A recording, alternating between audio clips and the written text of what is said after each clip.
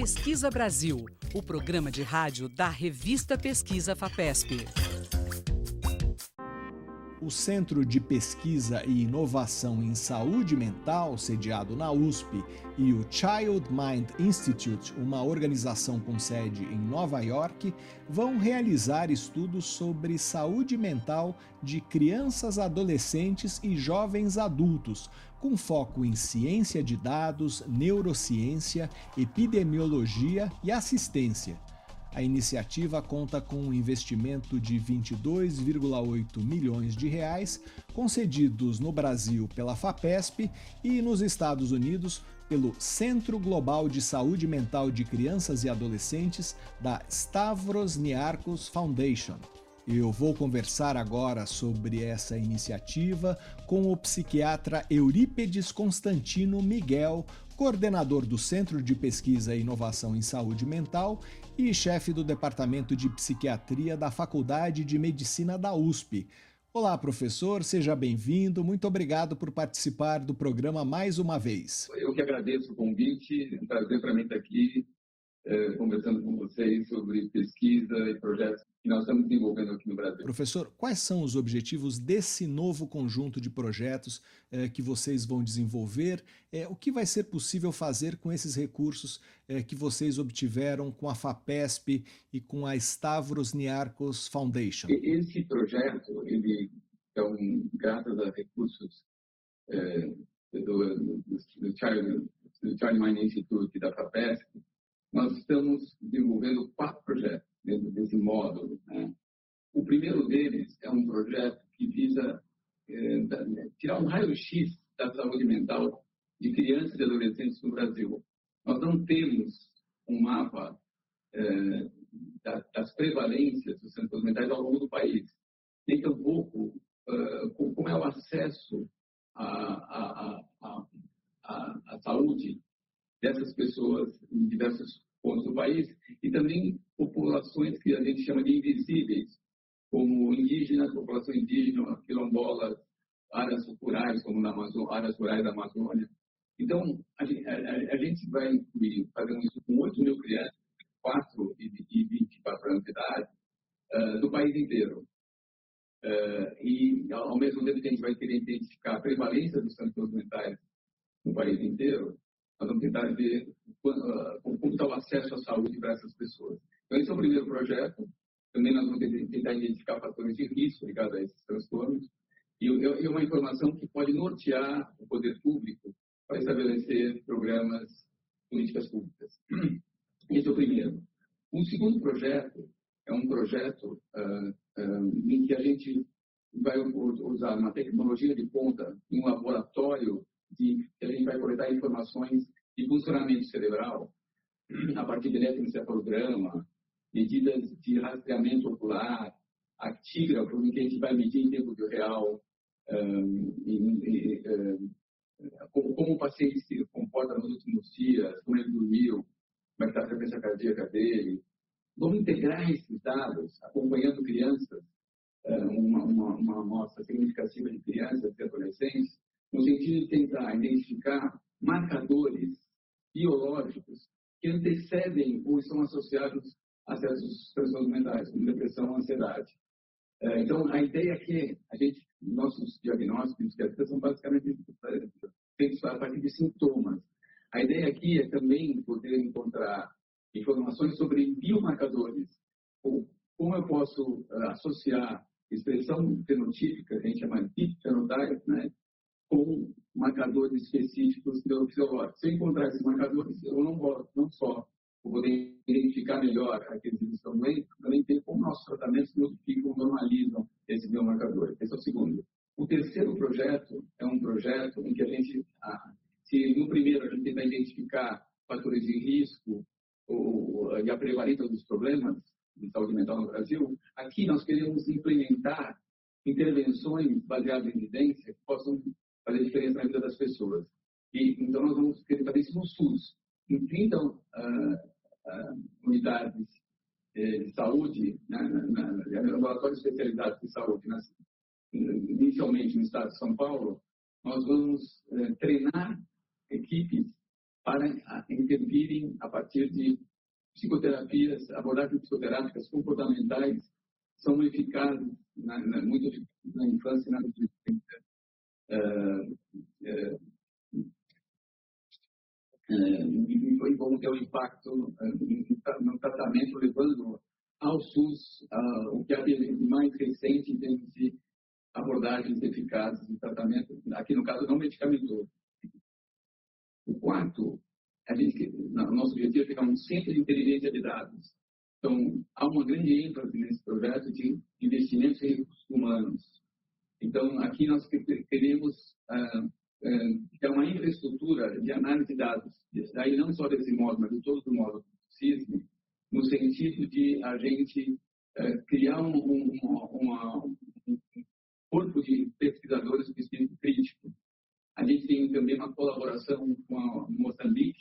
Então, aqui nós estamos investindo no sul global, criar um ambiente de produção científica de alto nível, não só aqui no Brasil e no sul global, a partir desse número, esse banco de dados incrível que nós vamos ter a partir de todos esses estudos que nós estamos desenvolvendo no CIS. Professor, que falta faz hoje esse tipo de informação sobre saúde mental de crianças, adolescentes e jovens adultos que vocês pretendem gerar? Tem dados, né, Fabrício? É muito difícil você ter uma política eficaz, né? Então, por exemplo, a maior parte das informações que tem de prevalência, serviços, características, fatores de risco associados a populações específicas em relação à expressão de transtornos mentais, é oriunda do Sudeste, de grandes centros urbanos. Com isso, com um estudo como esse, a gente acha que a gente vai estar criando o primeiro mapa nacional representativo de saúde mental de crianças e adolescentes, com o objetivo de a gente poder contribuir para o Ministério da Saúde, por exemplo, estabelecer políticas de saúde a nível nacional, com mais chances de serem eficazes, e também representando subgrupos. A gente conhece as características da expressão fenotípica, a depressão e dos seus fatores de risco na população indígena, os quilombolas, em áreas rurais mais distantes. Então, vai permitir que a gente faça política pública a partir de dados no Brasil, na área de crianças e adolescentes, né? Saúde mental de crianças e adolescentes. Eu estou conversando com o psiquiatra Eurípedes Constantino Miguel. Professor, o que as questões de saúde mental de crianças e adolescentes têm de específico? Como elas se distinguem das questões de saúde mental da população em geral? Eu acho que crianças, os transtornos mentais, Fabrício, começam na adolescência, né? Mais de 50% dos transtornos mentais começou antes dos 18 anos. Os transtornos mentais, quando eles começam, eles têm uma evolução crônica, muitas vezes estigmatizante. Além disso, muitas vezes associadas com incapacitação. Os nossos tratamentos atuais eles trazem uma melhora parcial, a gente não tem cura em psiquiatria. Então, a ideia de você, primeiro, olhar para essa população, olhar para a infância e adolescência, em primeiro lugar, você poder identificar fatores de risco precoce e propor intervenções precoces que podem mudar essa trajetória, né? E muitas dessas crianças vão ficar incapacitadas na vida adulta. E também é um momento específico de grande oportunidade, né? Então, e a gente sabe muito pouco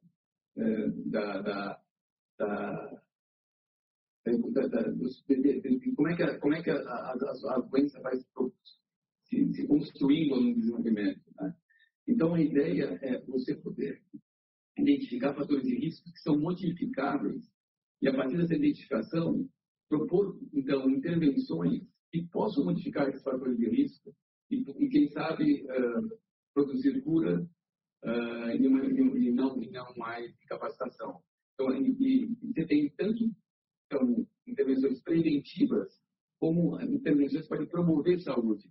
E dessa forma a gente espera ter menos doença ao longo do tempo. Professor, e como essas pesquisas sobre saúde mental de crianças e adolescentes vão conversar com os outros projetos do Centro de Pesquisa e Inovação em Saúde Mental?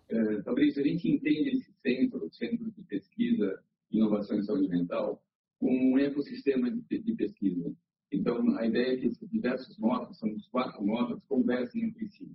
Antes de falar rapidamente sobre esses módulos, tudo isso é produto de um investimento muito forte da FAPESP, como você já falou, em esses módulos 1, 2 e 3, no Banco Industrial do Brasil, e uma parceria entre a Universidade de São Paulo e outras universidades públicas, mas particularmente a Uneduca, que é uma universidade que envolve 2 outras, a Unimax e a Unifab, que estão na cidade de Indaiatuba e Jaguariúna.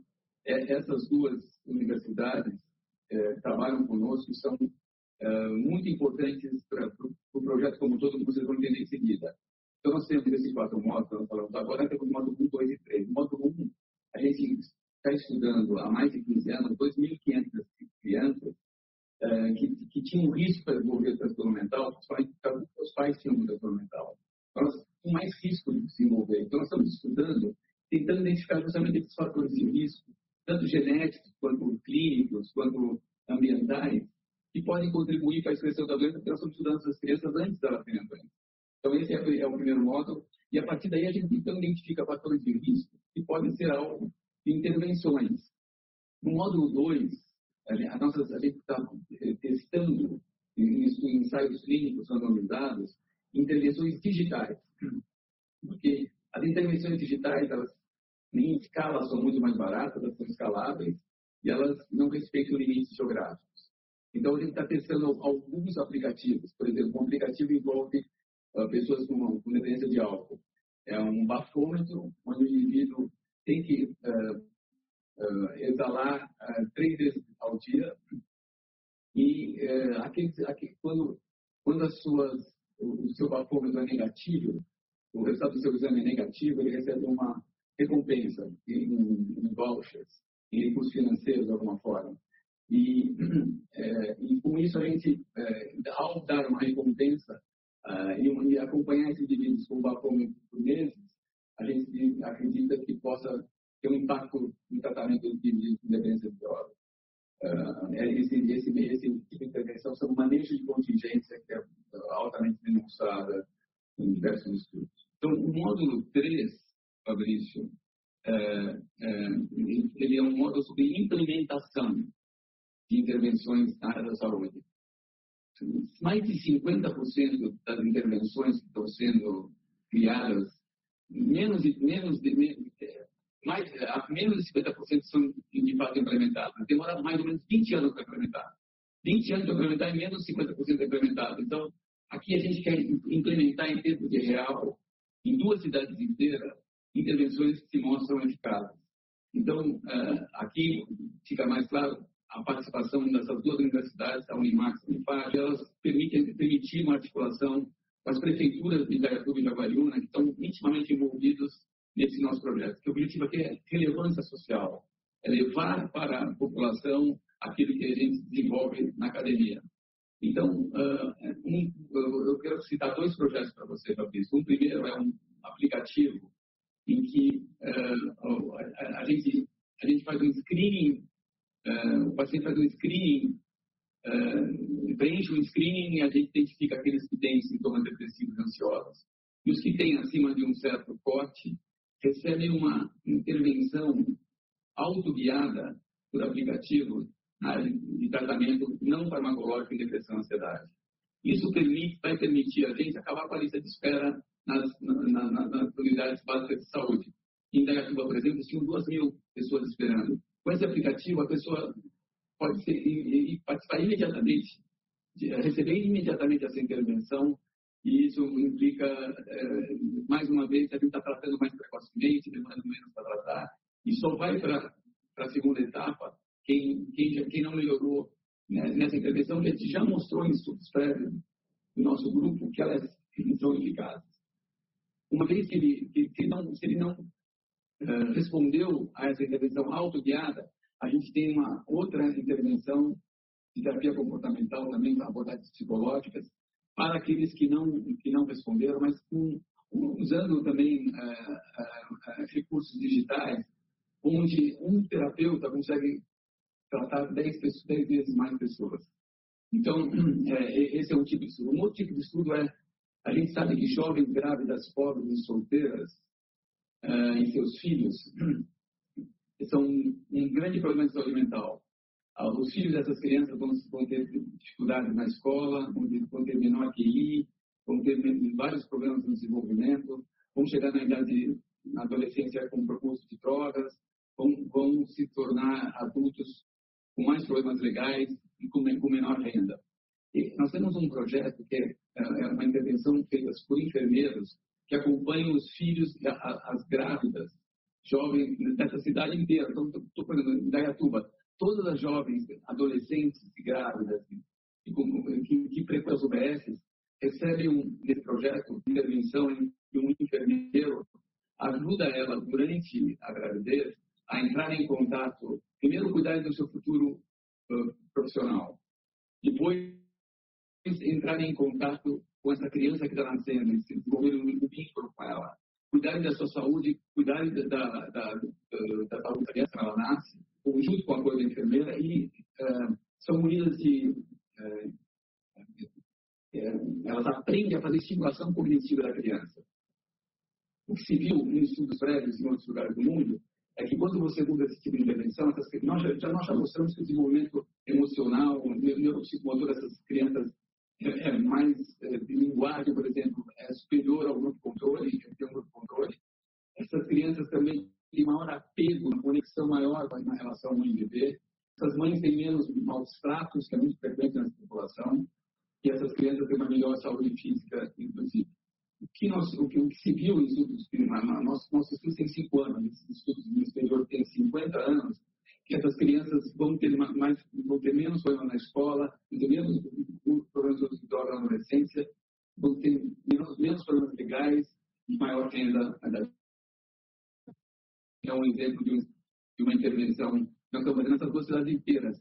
Se formos bem-sucedidos, a ideia é oferecer para o governo uma política pública a nível nacional. Eu conversei com o psiquiatra Eurípedes Constantino Miguel, professor da USP, coordenador do Centro de Pesquisa e Inovação em Saúde Mental. Para saber mais, leia a reportagem na Agência FAPESP. O endereço é agencia.fapesp.br. Professor, muito obrigado pela sua entrevista. Muito obrigado.